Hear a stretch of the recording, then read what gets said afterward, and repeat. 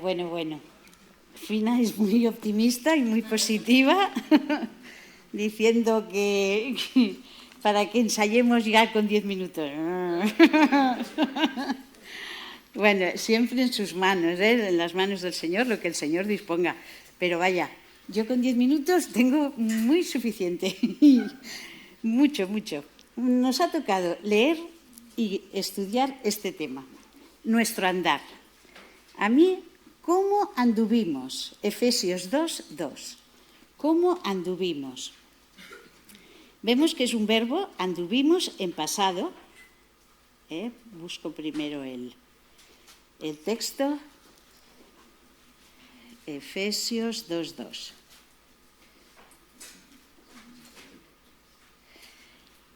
¿Y cómo anduvimos? Eso quiere decir que andamos. Eso quiere decir que hay una vida desde un inicio hasta un final que vamos andando. ¿Cómo anduvimos? Y dice Pablo aquí a los Efesios, en el versículo 2:2, que es el del estudio, en los cuales anduvisteis en otro tiempo, siguiendo la corriente de este mundo, conforme al príncipe de la potestad del aire, el espíritu que ahora opera en los hijos de desobediencia. Este es el versículo de estudio. Vemos que está en pasado, o sea, en los cuales anduvisteis. Nos vamos al versículo 1 para ver de qué está hablando, ¿verdad? Él os dio vida a vosotros cuando estabais muertos en vuestros delitos y pecados. Y aquí ya tenemos una buena pista. Estábamos muertos en delitos y pecados. Anduvimos muertos en delitos y pecados. Vaya noticia más grande, ¿verdad? Nos ha pasado a todos. ¿De dónde venimos todos? ¿Cómo hemos ido andando antes de conocer a Cristo? ¿De dónde anduvimos? ¿En qué caminos anduvimos? A esto se está refiriendo Pablo. Y les dice a los efesios, os dio vida a vosotros cuando estabais muertos en vuestros delitos y pecados. Está hablando de ellos, de los efesios, vosotros, en los cuales anduvisteis, vosotros. Fijaros que en el versículo 1 habla de vosotros, en el versículo 2 habla de vosotros. Y fijaros lo que pone el versículo 3, entre los cuales también todos nosotros vivimos en otro tiempo en los deseos de nuestra carne, haciendo la voluntad de la carne, de los pensamientos, éramos por naturaleza hijos de ira, lo mismo que los demás. ¿De dónde venimos andando? ¿De dónde vinimos? Vinimos de sitios oscuros, de sitios de mucho vacío, de mucha pérdida, de mucha desorientación. De ahí vinimos andando, anduvimos por ahí, ¿verdad? Nosotros, los efesios también, anduvieron por caminos muy oscuros. Pasa Pablo de hablar de vosotros a hablar de nosotros. ¿Qué quiere decir esto? Que Pablo también se incluye. Pablo también se incluyó. Él también venía de caminos oscuros. Él respiraba, como nos decían el otro día. Nos decían, respiraba Pablo muerte. Iba detrás de los cristianos, matándolos, queriéndolos matar. Él no venía de un sitio que no fuera tétrico, ¿no? Pablo espera que los efesios recuerden vívidamente la anterior, la tétrica condición de oscuridad y muerte en la que antes habían caminado. ¿Por qué? ¿Por qué quiere Pablo que recuerden aquella manera de vivir en la que antes de convertirse habían caminado? ¿Por qué? Luego, cuando toque a Davis, cuando le toque a Jocabet, veremos más características de este tema, de cómo andar. Pero ahora toca cómo anduvimos. y anduvimos en lugares muy, muy oscuros. Estábamos en una condición perdida y fue de nosotros tan indignos de quien tuvo el Señor misericordia. Estábamos en una condición perdida de pecado, de poder del pecado, de culpa, de transgresión, de desvío, de caer de lado, no en el camino recto, sino caer de lado en el camino, sin dar en el blanco en la diana, de egoísmos. Hay tantas palabras negativas, tantas que pensaba, no sé si decirlas todas, porque es muy negativo, ¿no? Pero de ahí veníamos y de ahí Pablo quiere dejar claro de dónde venimos, de dónde anduvimos para resaltarlo luego con algo que va a decir luego, que va a ser muy positivo. Y dice, estábamos en sentencia de muerte bajo maldición a causa del pecado, delitos y pecados. Nos desenvolvíamos en otro tiempo libremente, sintiéndonos perfectamente cómodos, creando nuestros propios sistemas en nuestra angustia, en nuestra soledad, en nuestra perdición, en nuestras opresiones. Pero nos sentíamos en completa armonía con el espíritu de la época de la sociedad en la que vivíamos, desentendidos de Dios, alienados de la vida de Dios. Qué tristes, ¿verdad?, vivíamos antes de conocer al Señor. Yo recuerdo mucha desorientación y confusión, y yo nací en una casa cristiana, de padres cristianos, pero mi interior buscaba algo porque no encontraba lo que los demás tenían. Mi interior buscaba a Dios porque estaba en soledad, porque estaba vacía y necesitaba a Cristo. Igual que a todos nosotros nos ha pasado. No es nada extraordinario, somos millones y millones de cristianos.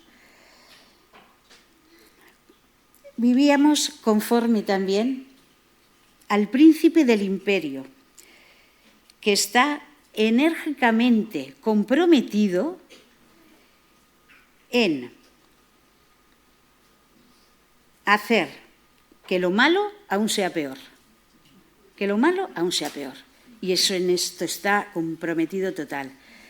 Con los no creyentes, con los ateos, ya los tiene. Pero a nosotros anda alrededor nuestro a ver dónde puede, a ver dónde se puede meter. Y hemos de ir con cuidado con este tema. Pedirle al Señor que nos cuide y nos proteja bien. ¿Quién es el príncipe del mundo, de este mundo, que está enérgicamente comprometido para hacer que lo malo sea peor? El diablo, ¿verdad? Lo sabemos todos muy bien, el diablo. Esto les estaba diciendo a los efesios que en otro tiempo les pasaba. A Pablo también le había pasado. A nosotros también nos ha pasado. Y él, ¿por qué lo quiere recordar esto tan fuertemente? Porque quiere que recordaran que seguir el rumbo del gobernante del imperio del aire, que es el diablo, el cual ha sido derrotado ya por Cristo, comparado con Cristo no es nada. Comparado con Cristo no es nada. Tenemos en el versículo 4, lo podemos leer, que hay un pero Dios, que es rico en misericordia por su gran amor con que nos amó, aun estando muertos en pecado nosotros, nos dio vida juntamente con Cristo. Por gracia sois salvos. Dios eterno, un Dios vivo, un Dios que actúa en nosotros, que vive, que es en nosotros, el soberano, el camino, la verdad y la vida. Él es la persona a la que debemos toda adoración, porque Él nos ha sacado de esa tiniebla y de esa oscuridad de la vida en la que todos hemos vivido a la luz, a un Dios de amor. Y os dejo con Jocabet, que seguirá en su próximo tema.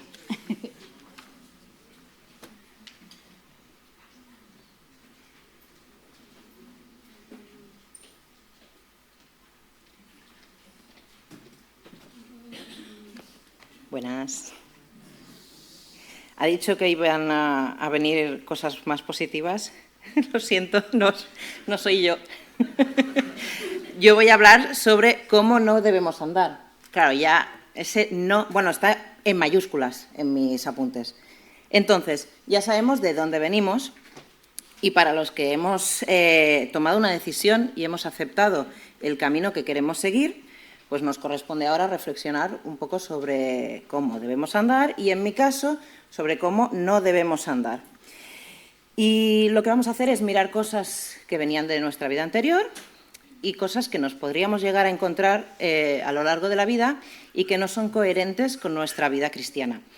Porque si llevas varios años siendo creyente, lo siento mucho, no te vas a librar de esto, porque si yo me he tenido que poner delante del espejo para preparar el mensaje, vosotros también, es lo que hay. Somos una iglesia, ¿no? Pues para lo bueno y para lo malo.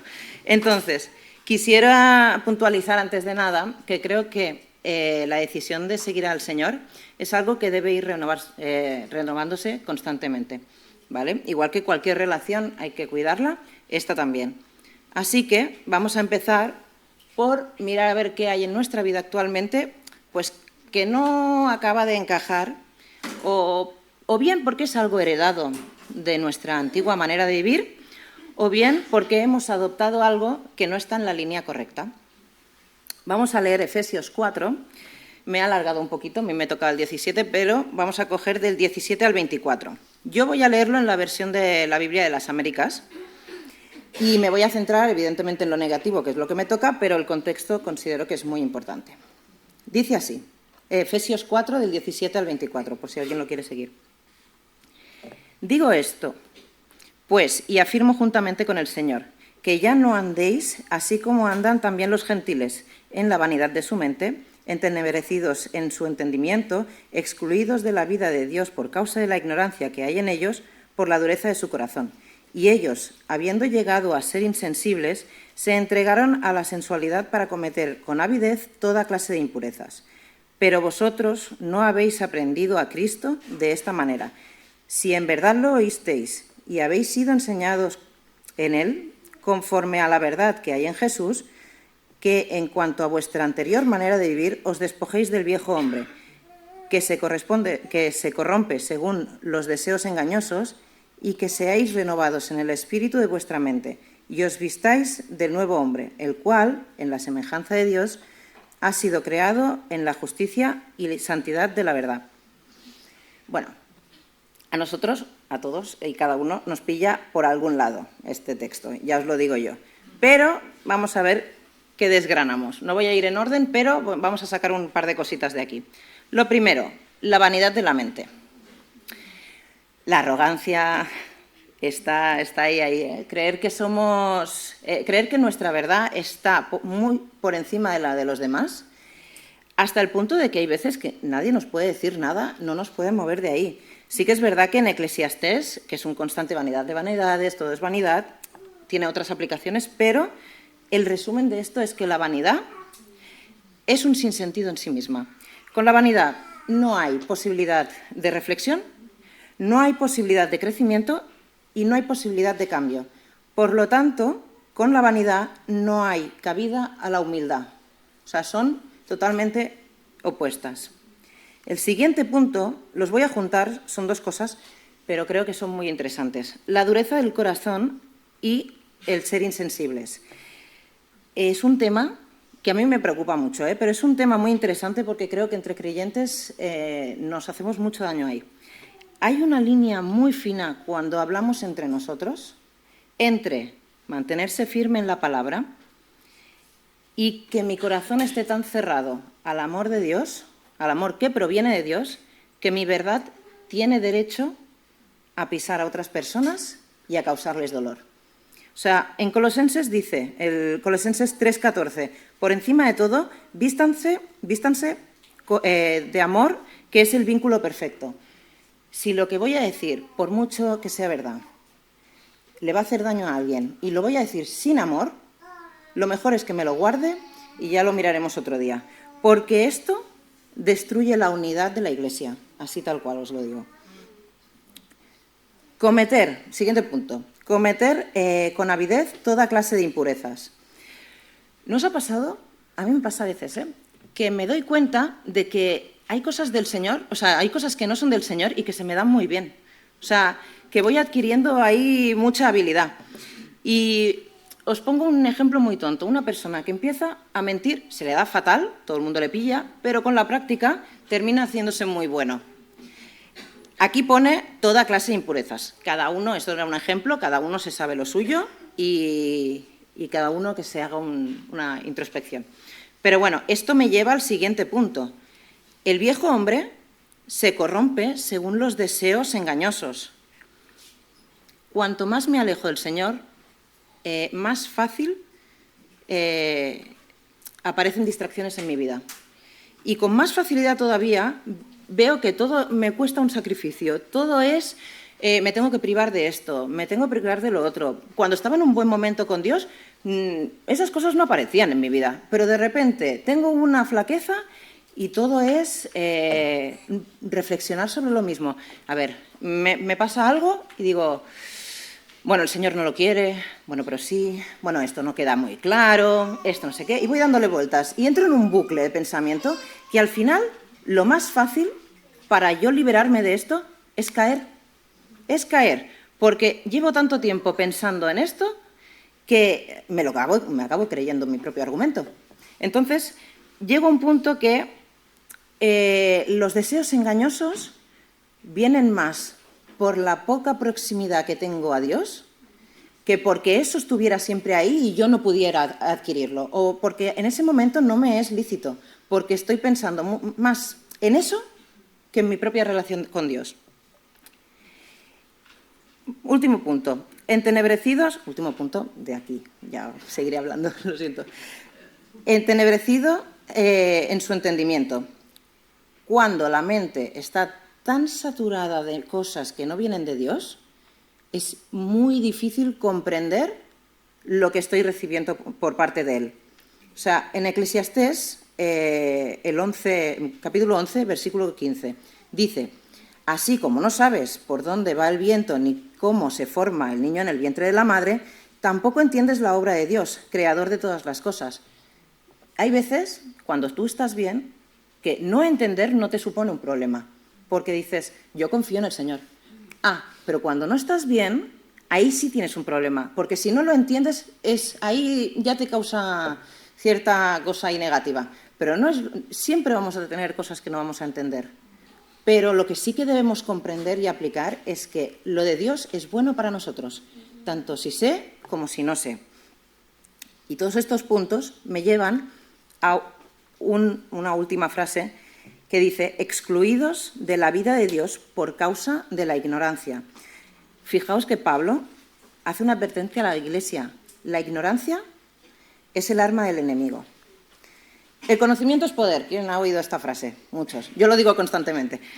Pero no es un poder que yo use solo para luchar, es un poder que uso también para defenderme. Hay muy pocas cosas tan peligrosas para un creyente como el perder las ganas de seguir alimentándose de la palabra. El no querer saber más. Porque el que no sabe puede ser engañado. Pero si yo no sé, pero tengo un interés genuino en seguir aprendiendo del Señor, Él pondrá las cosas en su lugar.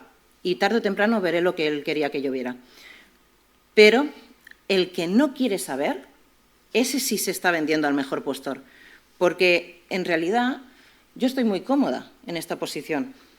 Si mi vida, mira, si me piden, pero que no me pidan demasiado, yo estoy bien, hago 4 cosas y me voy, hago no sé qué. Llega un punto en que, tanto si eres creyente como si no, la vida te pone en ciertas situaciones complicadas. Y si eres creyente, esas situaciones confrontan tu fe. Pero si tú no quieres seguir alimentándote, esas confrontaciones no van a competir con tu fe, porque eso va a quedar en una cajita apartado. Yo tengo mi fe y ahí la guardo, pero siempre vas a estar por encima de Dios en tu vida. Siempre vas a estar por encima de buscar su obra, porque tu fe va a estar en un ladito guardada. Y tu propia ignorancia, lo siento mucho, creo que me estoy metiendo mucho pero creo que es un mensaje muy necesario.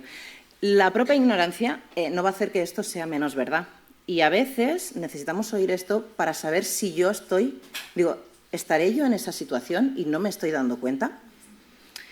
Algunos, los que me escucháis cuando predico los jueves, sabéis que uno de los pilares de mis mensajes es que hay que evaluar constantemente la relación que tenemos con Dios. Siempre, siempre, siempre es necesario que hagamos un análisis introspectivo y autocrítico. Y siempre reitero en esto porque me parece muy importante, porque en el momento en el que tú dejas de plantearte las cosas, caemos en un letargo de una comodidad que termina enfriándonos, ni nos damos cuenta, y nos lleva al punto de ¿qué es más importante? ¿Que yo esté bien? Entendedme, que estéis bien es muy importante, pero me refiero a la comodidad, a mi burbujita, que no me pidan demasiado. O sea, ¿que yo esté bien es importante o que se haga la obra del Señor? Porque que se haga la obra del Señor significa que yo voy a tener que dedicar un tiempo, voy a tener que dedicar unos recursos y voy a tener que dedicar un esfuerzo. Y muchas veces no nos gusta que nos digan estas cosas. Entonces, la conclusión es, ¿quién lleva las riendas de tu vida? ¿Las llevas tú? ¿O has cedido el control ante la soberanía de Cristo? Y esto me lleva al punto siguiente. Sin humildad no hay unidad. La frase no es mía, pero me encanta. Sin humildad no hay unidad. Hemos leído Efesios 4 a partir del 17. Pues justo lo que viene antes, los 16 versículos anteriores, hablan de la unidad en el Espíritu. Y cuando Pablo habla de esto, en sus cartas, no solo en Efesios, en el resto de cartas, su intención real es dar un consejo a la Iglesia para que trabajen en la unidad del Espíritu.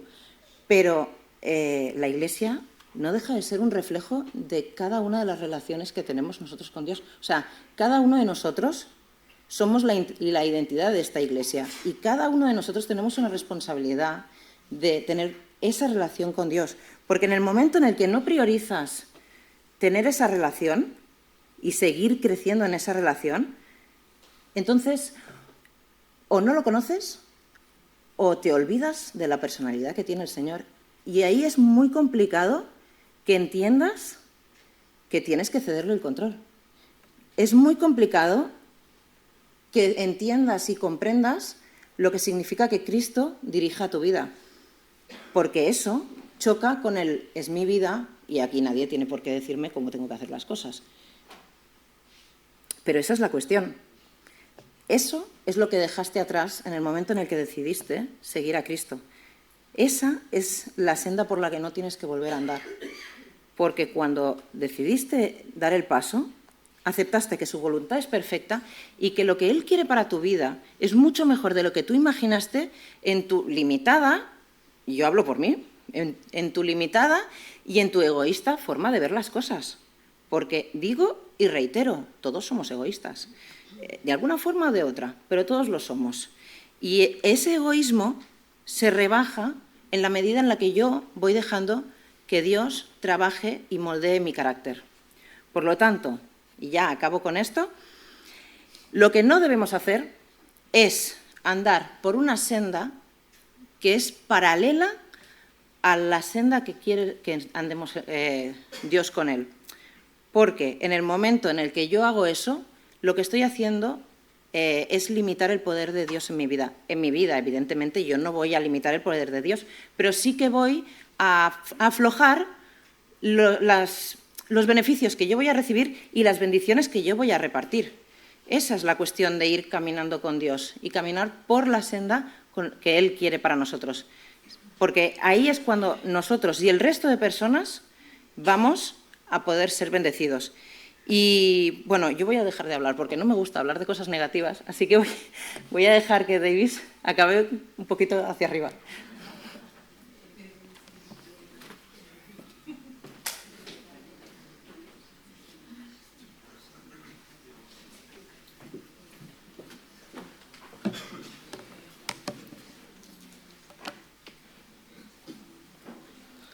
No sé si hacia arriba o no, pero bueno, esperemos que sí. Soy de los que cree que la palabra de Dios, aunque sea un poquito fuerte o dura a veces, siempre es para que nuestra vida pueda ser corregida en pos de andar a lo que Él quiere que nosotros andemos. Pues como lectura a mí me tocó el capítulo 5:15, que dice: mirad pues con diligencia cómo andéis, no como necios, sino como sabios. Y el 16, que me extiendo un poquito ahí, dice: aprovechando bien el tiempo, porque los días son malos. Me voy a tomar la licencia de un minuto para explicar algo que quizás es mucho más complejo de lo que debería poderse explicar en 10 minutos.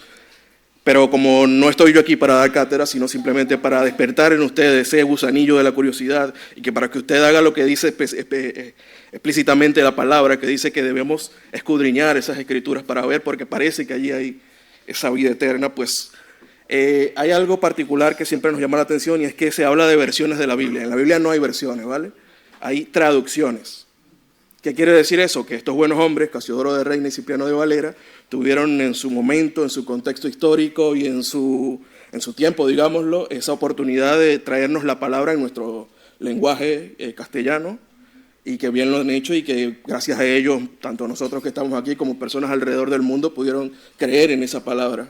Pero sí es verdad que a veces necesitamos como que esa corrección del lenguaje. ¿Por qué? Porque estamos varios siglos después de ese momento, y pues por eso han nacido últimamente con catedráticos, lingüísticos, filólogos y demás que se han dedicado, hombres buenos de Dios, a traducirnos a un lenguaje más cercano al nuestro. Y bueno, lo dejo allí para que usted también se averigüe, investigue, lea, verifique. Pero digo esto, y habiéndolo dicho, quiero leer esa traducción, que es la Nueva Traducción Viviente, una traducción más cercana al lenguaje actual, que dice: así que tengan cuidado de cómo viven. No vivan como necios, sino como sabios. Y ese como sabios, si nos vamos al principio de la sabiduría, lo que dice aquel salmo es que el principio de la sabiduría es el temor de Jehová. Y el temor de Jehová es lo que nos va a impulsar a nosotros como siervos y como discípulos de Cristo, a que nosotros tengamos la vida que debemos tener, y que vivamos esa vida de acuerdo a las Escrituras y de acuerdo a los preceptos de Dios, persiguiendo siempre su voluntad, porque es lo principal que nosotros debemos hacer en nuestra vida, es perseguir siempre la voluntad de Dios, perseguir siempre lo que Dios quiere que reflejemos nosotros al mundo, porque Dios quiere que tú y yo seamos espejo de su gloria a este mundo, y que sabemos que estamos siendo constantemente asediados en nuestra mente, en nuestro corazón, porque el sistema de este mundo así lo quiere, porque cada día estamos viéndonos más opacados por cosas, y que cada día estamos siendo más atacados, porque donde quiera que usted se ponga a ver un contenido multimedia, prensa, radio, televisión, internet, lo primero que se va a encontrar allí son justamente los antivalores a lo que debemos representar nosotros como cristianos. Usted no va a ver allí nada bueno. Y la cosa que pinta como buena es justamente porque estamos acercándonos a un tiempo donde lastimosamente ese mismo sistema quiere llevarnos a que nosotros sucumbamos ante él. Porque parece que ahora alzar la voz y decir, mira, a Dios no le gusta o no le agrada o no quiere, parece que es que nos hace retrógrados, o nos hace a nosotros ser menos que otras personas, o nos hace menos inteligentes, y cuando la palabra dice que es todo lo contrario. Nos acercamos más a la sabiduría cuando nosotros exponemos lo que Dios quiere para este mundo, lo que Dios quiere que nosotros seamos.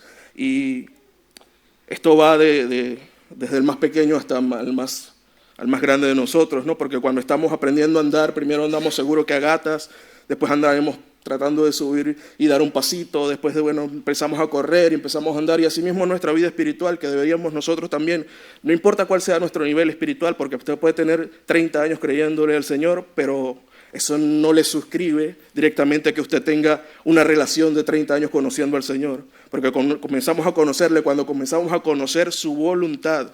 Y sé que es algo de, como decía Jocabeda, cuyas palabras me suscribo también, es algo de sacrificio, de esfuerzo, y de que realmente implica nosotros salir de esa zona de confort para nosotros poder tener la capacidad de demostrarle al mundo que Dios sigue vivo. Porque hasta ahora creo que nadie ha ido al entierro de Dios, ¿verdad? Dios sigue vivo. Y como sigue vivo en ti y en mí. Nosotros tenemos esa responsabilidad de ser el pulmón moral para que esta sociedad pueda respirar esos aires que Dios quiere que respire.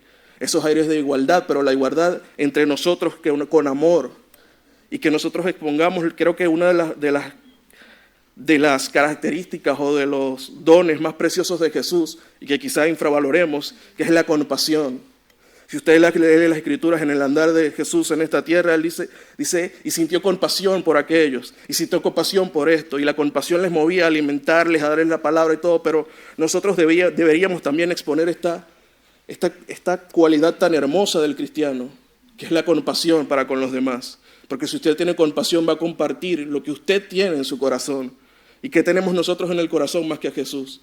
¿Qué tenemos nosotros en el corazón más que las buenas obras? ¿Qué tenemos nosotros en el corazón más que seguir haciendo la voluntad de Dios, de que seguir perdonando a pesar de que nos condenen y de seguir compartiéndoles nuestra fe, que la cual es hermosísima?